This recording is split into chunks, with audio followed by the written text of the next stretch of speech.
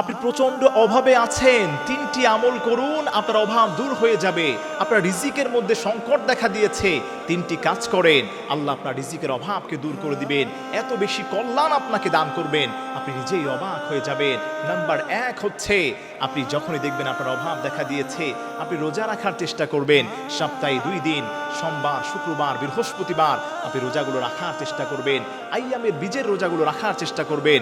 আল্লাহর হাবিব বলে দিয়েছেন, কেউ যদি রোজা রাখতে পারে, এই রোজার ওসিলায় আল্লাহ পাক তার রিজিকের অভাবকে দূর করে দেন। নাম্বার 2, যেই কারণে আপনার রিজিক বেড়ে যাবে, আপনি অবাক হয়ে যাবেন, বেশি বেশি সাদাকা করবেন। আল্লাহর হাবিব বলে দিয়েছেন, আস-সাদাকাতু তারুদ্দুল বালা।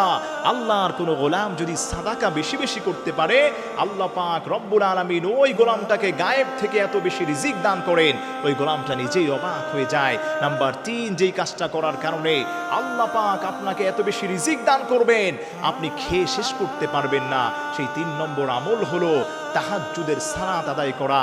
কোনো গোলাম যদি অভাব অনটনে তাহাজ্জুদের নামাজ পড়তে পারে, তাহাজ্জুদের সালাত পড়তে পারে, আল্লাহ পাক তার অভাবকে দূর করে দেন। কশ্চিন কালে ওই ঘরের মধ্যে অভাব দেখা দিবে না।